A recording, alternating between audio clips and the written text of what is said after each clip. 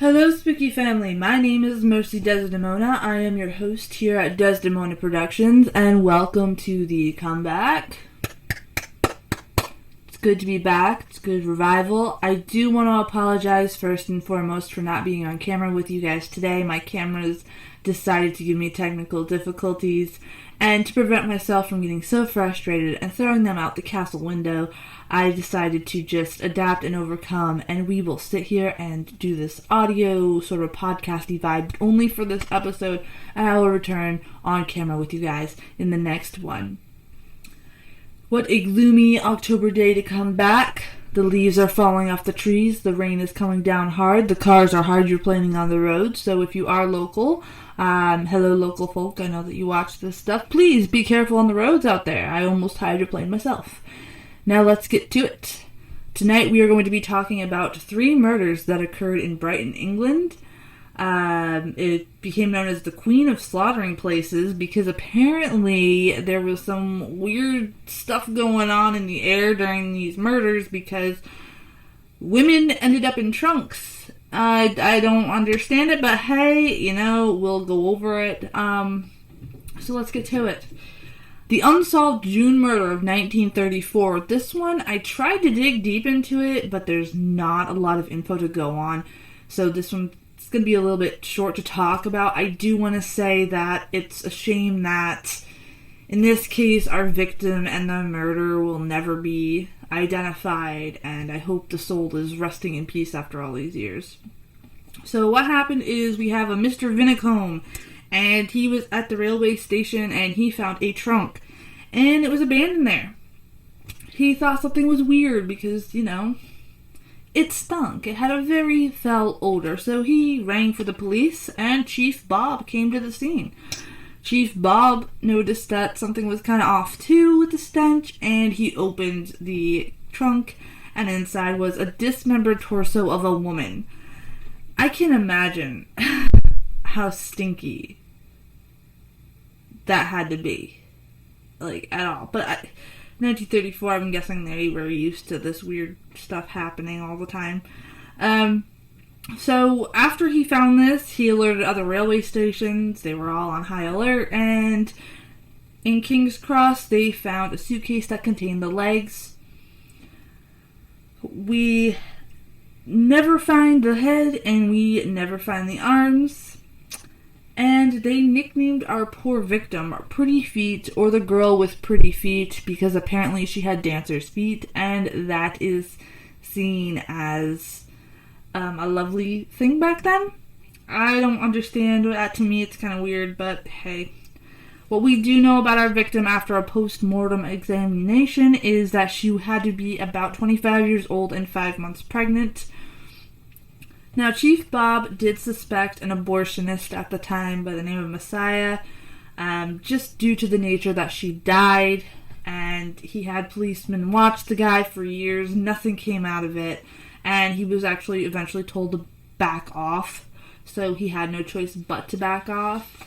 So that was our unsolved murder, and it's a shame because there's not a lot of info, so it can't be reopened like some past murder cases can be reopened today and people find it. That one, there's literally barely anything to go on.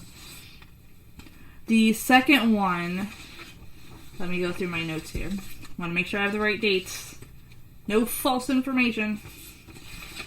The second one was the murder of Violet Kay. There she is. She looks like a very happy-go-lucky individual, doesn't she?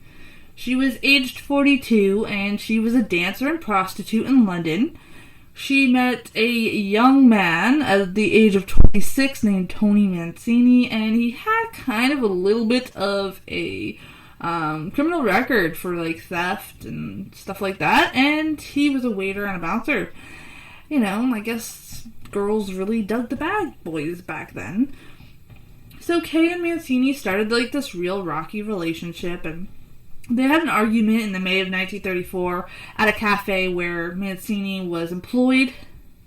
She was drunk, and she accused him of being with another waitress, with a girl, she thought that they were being a little bit too friendly. The waitress's name was Elizabeth Trell. After this big blowout, though, Kay was never seen again. And so, it's like she just got up and disappeared, and Mancini just told everybody, hey, she decided to go for a trip, and he even went as far as sending a telegram in her name saying that, hey, I'm going, I will write you guys, that sort of thing that they would do back then, and that was that. But, of course, after investigation, they find that Kay was already dead at the time that the telegram was sent.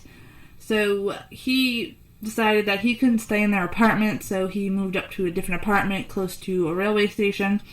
I don't know what it is with the obsession with the railway station. I guess they thought it would be, a good way to get away with it. I mean, the first guy did in the other unsolved murder. By the way, these two cases were not related in any way. So Mancini went ahead and transported a trunk, which had Kay's non-dismembered body inside it, and he put it right by his bed at the foot of it and used it as a coffee table, which is disgusting because I can't imagine the smell. Anytime you had visitors, they would complain of a weird smell, and they would notice leaking fluids, hey man, your coffee table is leaking, and it gave them an uneasy feeling. So it would give anybody an uneasy feeling. Police started to notice that Miss Kay was not around anymore. Time has been going on, and Mancini was eventually questioned, and he panicked and decided to pull a, hey, I'm gonna duck on out of here and run. They ended up searching his premises that was close to the station and stumbled upon her body in Mancini's lodgings, and he was arrested in southeast London. The post-mortem evaluation was carried out by Mr. Spilsbury. I almost said Pillsbury. Spilsbury. So in December 1934, Mancini was going to trial. It lasted 5 days, and the prosecution was basically focusing on Kay's death by a blow to the head. And a graphologist confirmed the handwriting from the telegram was not in fact Kay's at all. And they did find out that Mancini wrote on some menus, and they were able to compare the writing and link it to Mancini. There was a witness by the name of Doris that said that she was asked to make a false alibi for Mancini, and there were other witnesses and friends of Mancini that said that he was bragging in a weird way, saying that he gave her the biggest hiding of her life, which is very strange. We have on the defense, they focused on Kay being a prostitute and her, how her character was off. She was always drunk, she was always fighting and bickering, and so, Mancini just wanted to say that he just found her body at the flat. Hey, I just found her there. I don't know what you're talking about. I didn't do anything. But, his lawyer was trying to say, hey, she could have been murdered by a client or fallen down the steps. He could have had nothing to do with it. Which I think is really, really weird, because if he just found her, why not just, call the police? Ring them up. Be like, yo, something weird's going on. Like Mr. Vinicombe in the first one here. But, they didn't do that. And then, another thing that threw off the jury, though, here in the notes, is that, they said that they had found morphine in Kay's blood, and they proved that some items of her clothing were stained with blood. Then they were purchased by somebody after her death. There was a group of people that said that Mancini and Kay actually seemed to get along fine. There was nothing wrong with their relationship, and because of that, he was able to get away. After about 2 hours, the jury found him not guilty. Now, this is what's interesting. In 1976, Mancini actually confessed to a journalist what actually happened between him and Miss Kay. He said that during a huge fight with her, she had attacked him with one of the hammers that they used to break coal back then for their fires. And he was trying to get away from her because, that's what anybody would do. But she demanded it back, like any crazed woman would do, probably. And he just threw it at her, and it hit her on the left temple. So, yeah, he was able to live freely, and even after he admitted that, there was nothing done to him. Orson Welles' radio drama, The Black Museum, titled the episode The Hammerhead, was based off of this Mancini and Kay murder, and that's something that I did not know. So that would be interesting. Now, let's go back. Now, after, all of this stuff going on in 1934, remember how I said there are 3 cases? Well, there are 3 cases. In 1831, we have the murder of Celia Holloway. She was, she met this young petty criminal by the name of John Holloway. Again, bad boy theme it seems. Girls, stay away from the bad boys. She was madly in love with John, and he didn't really give 2 craps about her. Apparently, in some accounts, people said that he didn't even want to be seen with her in daylight. That's a little bit messed up. She became pregnant with his child, and he refused to marry her. And so she went ahead and was trying to get relief, like parish relief is what they call it, and she stated him as the father. And because of this, he was sent to prison until he agreed to marriage of Celia. And after 5 weeks in jail, he finally gave in. So, they, their first baby was stillborn. They had a second baby that was stillborn. And while that's going on, John is making his way on the sea. While he was away, he met and married a young woman named Anne. So he has 2 wives, and he's keeping them secret from each other. He didn't stop his marriage with Celia, which is weird because he didn't care for her at all anyway. So, it was this crazy love triangle thing going on. In the summer of 1831, both of his wives were expecting his children. Of course, because he didn't really like Celia, the relationship was going sour, and it was kind of becoming turbulent and very violent. They actually brought authorities in, and they ordered him to pay her, 2 shillings per week. And this is what pushed him over the edge to murder. On the 13th of August in 1831, a fisherman noticed that the ground had recently been disturbed in a wooded path. So they started to investigate it, and the youth found fragments of clothing and a discovery of a dismembered body. Blood-stained fragments of wood were also found. So, I don't understand this, but hey. In July, Holloway arranged to meet his wife Celia at a place there, and they basically got together, and he claimed that it would be the start of their new life together. She was so happy. She must have believed him, and she trusted him, and he was telling her, oh, this is wonderful, we're finally going to have our child. And he pretended to embrace her and use a rope to basically go around her neck. And plot twist, his wife Anne actually helped to strangle Celia. So, fun stuff. After he killed her, he returned to the scene of the crime and wanted to dispose the body. He cut off her head, arms, and legs, and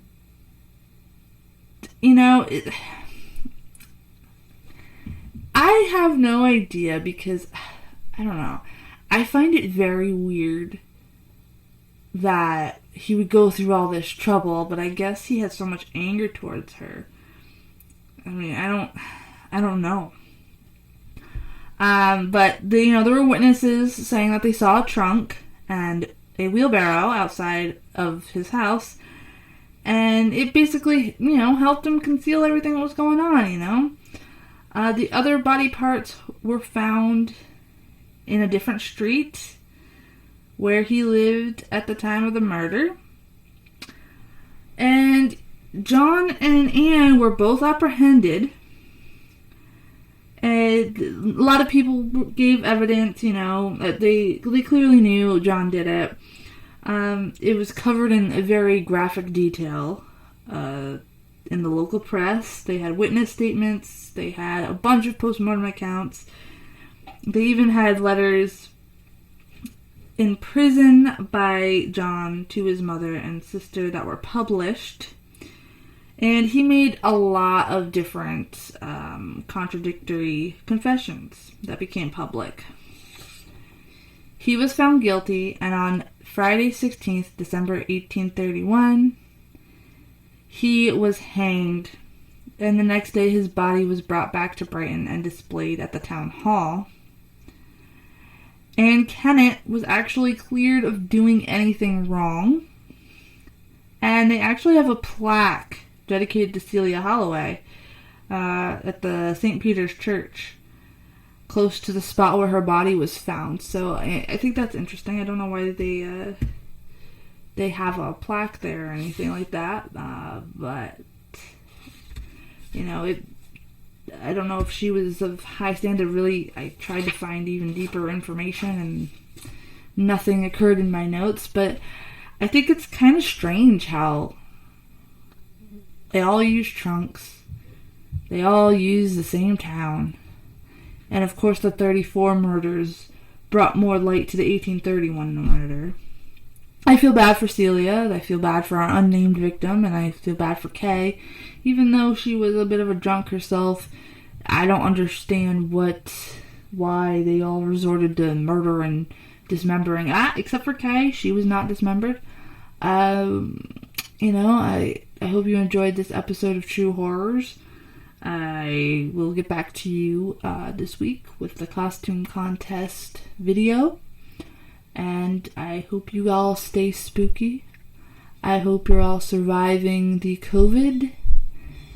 I know some places are still on lockdown. We're not, but I know people who are. There's drumming in my house, so that's my cue to go. I will talk to you later.